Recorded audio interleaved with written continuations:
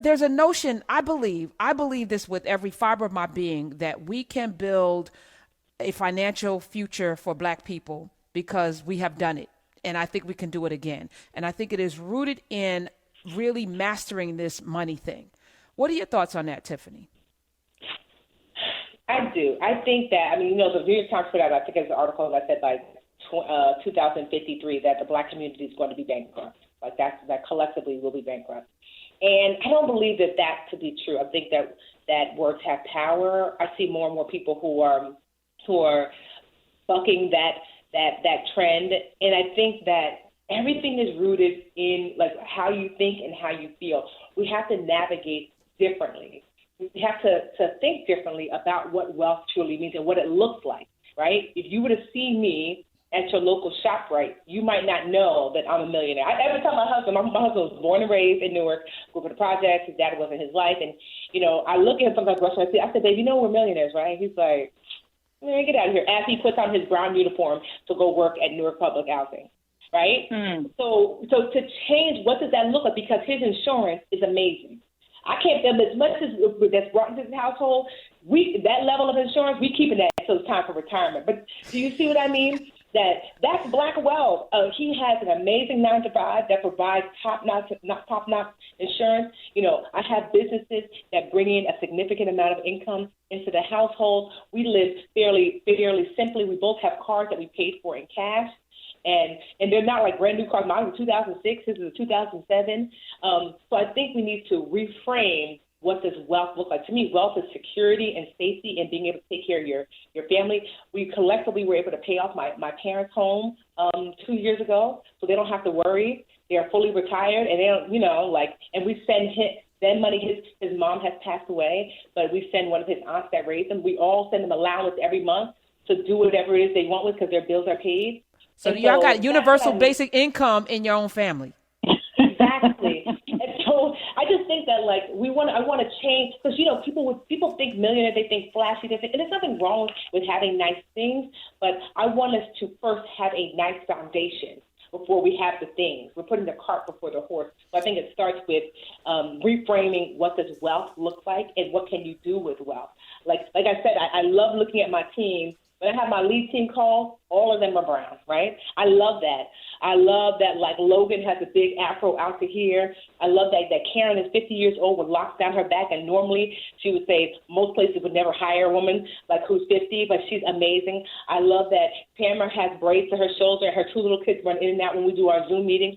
I love that Shanta is this super sharp CFO with 3 little Black boys that run around in the background. I just love when you grow wealth, you're able to share that wealth in the way that you deem in alignment with you. And so that's what I want for us. Like, I want the vacations and the fancy cars. I want that too, but I really want for us to truly be able to use our wealth to create the life that we want. I don't have to look outside my community for anything. I'm a Black woman that largely serves Black women. They'll tell you, like, oh, if you only serve Black women, ain't no money there. I can't tell. And I'm a Black woman that largely serves Black women with other Black women that help me serve Black women. And so it is possible to do those things. I can't snap loud enough. Right? And so I love that, and so that's what I'm wanting for us. And I think that if we first understood that it starts with living below your means. I know everybody wants this magic sauce. Ain't no magic sauce. You have to live below your means. You have to save the excess and then invest the excess. That's literally it. You make 10, live that 7.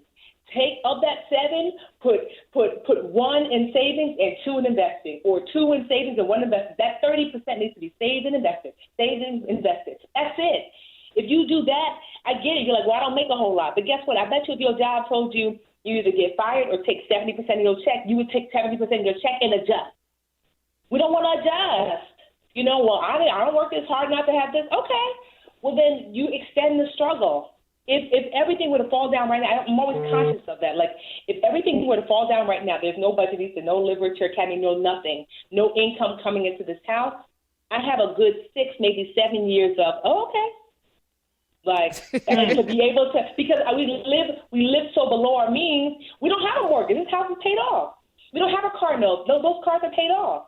So if we live so below our means that you would never know the difference on the outside because we live within the realm of like, we're more than comfortable. My house is beautiful, but I live within the realm of being able enough to take care of myself, but to also set aside so I can take care of others. I think that part is important too, to be taking care of others, because everyone doesn't have. Are you able to support your family and friends? I know a lot of people say, well, that's not my responsibility. But when I was broke, I was sleeping. I went back and slept at my parents' house. They were there.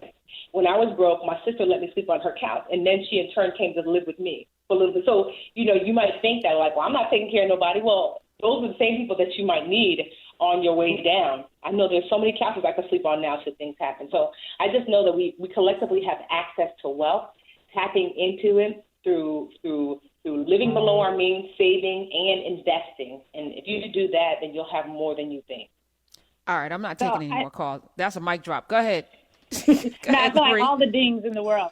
But I feel like what you're talking about is such a 180 from the way that in our community we traditionally think about wealth and what it means to have wealth. And I'm reminded of the concept of conspicuous spending, which is the idea that I'm not only going to have this money, I'm going to put this money on my body physically so that you, the rest of the world, see that I have wealth. Because my mindset is so, for some communities, it's one thing. I believe for communities of African descent, when you have low cultural esteem, being able to put on the Fendi, Gucci, Louis and have those letters on your back and have the belts and the shoes and the socks and the wallets and everything that screams, I have money, look at me, even though if you were to catch on fire, there goes all your money right there. There is no FDIC insurance for your closet, but we have come to think about wealth and what we can show. And I think for a lot of us culturally, that's because we've been so excluded from what we traditionally see as wealthy. I remember I had one client who had 40 Gucci, Louis and Fendi bags, and literally, she could have sold 3, 4, or 5 of the bags